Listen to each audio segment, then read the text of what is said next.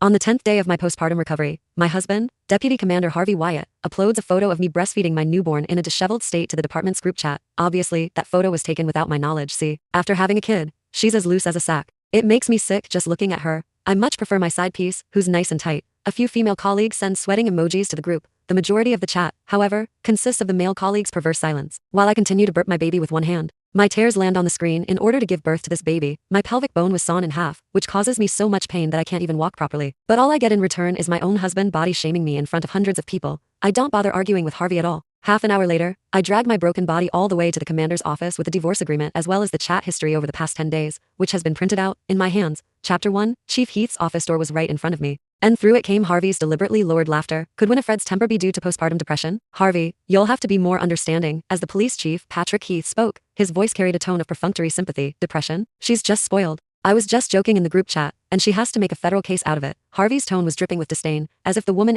publicly humiliated was merely an embarrassment to him. I looked down. My baby, Munchkin, was sleeping fitfully in my arms with her small brow furrowed. A searing pain shot up from my pubic symphysis with every step, each one in agony. But instead of retreating, I pushed open the ajar door. The conversation inside ceased instantly. The room was hazy with smoke. Harvey was lounging on the couch, his legs crossed. Across from him, the female officer, Lee Nicholson, the one who had posted the sweating emoji in the group chat, was peeling an orange. Seeing me, Lee paused mid-motion. She didn't get up, but instead leaned a little closer to Harvey. Harvey's smile vanished. What are you doing here? This is my workplace. Are you trying to make me a laughingstock by showing up here dressed like that? You think I'm not embarrassed enough? I was wearing a loose nursing top. My hair was carelessly pinned up, and there were still mud stains on my cotton slippers. In contrast, Lee was impeccably made up, her police uniform crisp and neat. Honey, I came to bring you something. Suppressing the tremor in my body, I slapped the printed sheets onto the desk. It was a divorce agreement, along with screenshots of the group chat and voice recordings of him impatiently talking to me from the past 10 days. Chief Heath glanced at them, his expression unchanging as he continued to blow out smoke. Winifred, you're being unreasonable. Harvey is up for a performance review soon.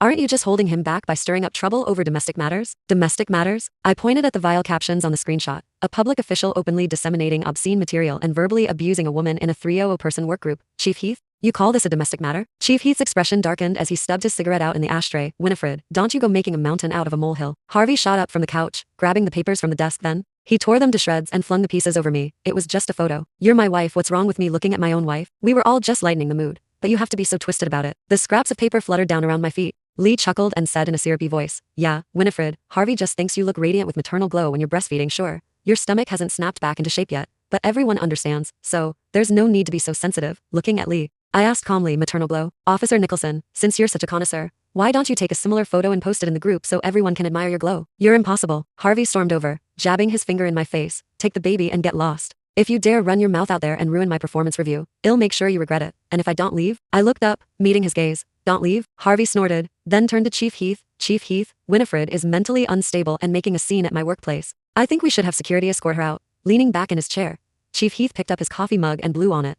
Then we'll handle it according to precinct policy. Also, Winifred, considering your emotional state, I suggest you see a psychiatrist. Don't let this escalate to a point where it can't be resolved. 2 security guards walked in and roughly reached out to grab me. I took a step back, avoiding their hands. Then, I took one last look at the 3 people who made my skin crawl. Fine. Holding Munchkin tighter, I turned and dragged my aching body out of that smoke-filled room. Chapter 2, the autumn wind stung my face as I walked out of the precinct. My phone buzzed almost immediately. It was a text from the bank. My checking account and all the supplementary cards had been frozen. Then a text from Harvey popped up. Winifred, since you want to make a scene, let's settle the accounts properly. You've been living off me for years, and now you want a divorce? Fine. You'll leave with nothing. I've already had the locks changed. You can cool off on the street until you come crawling back to beg me. I stared at the message, my fingers numb with cold. To take care of that home and let him focus on his career. I'd quit my high-paying position as a design director. I'd traded it all to be a housewife. And now, standing here with nothing, I realized just how hopelessly stupid it'd been. The cold wind cut through my collar, and Munchkin started fussing in my arms, as if sensing my despair. I pulled my coat tighter around me, realizing that there was nowhere for me to go in this neighborhood I'd called home for 5 years. A few neighbors had lived in the area for decades approached me. On ordinary days, they'd smile and praise me for being such a devoted wife. But now, their gazes held nothing but contempt and disgust. Look, that's her. I heard she's got postpartum depression, and stormed into Chief Heath's office like a lunatic. Poor Harvey. How did a nice guy like him end up with a wife like that? Not only does she not appreciate how hard he works, but she also wants to ruin his future. Tell me about it. I heard her figure's completely gone since she had the baby, and now she's paranoid on top of it. Harvey's really too kind not to have her committed to a psychiatric ward. Their whispers were like nails on a chalkboard. I kept my head down, pretending not to hear, and mechanically walked forward. As I passed the bulletin board, I saw a big photo of Harvey up there. The words "Top 10 Outstanding Defenders of the Year" blazed red with bitter irony. In the photo, he looked so upright, But who would guess that underneath that mask of righteousness hid a heart so rotten? The sky grew darker, and streetlights flickered on, dragging my legs that felt as if they were weighted with lead. I finally reached the entrance of our apartment complex. I swiped my card. The gate alarm beeped, flashing red. Harvey really had changed everything. Even my access to the compound had been revoked. Matt Shepard, the security guard, poked his head out of the security booth, a troubled look on his face. Winifred, Deputy Commander Wyatt just specifically instructed that you're not allowed in. He said you're emotionally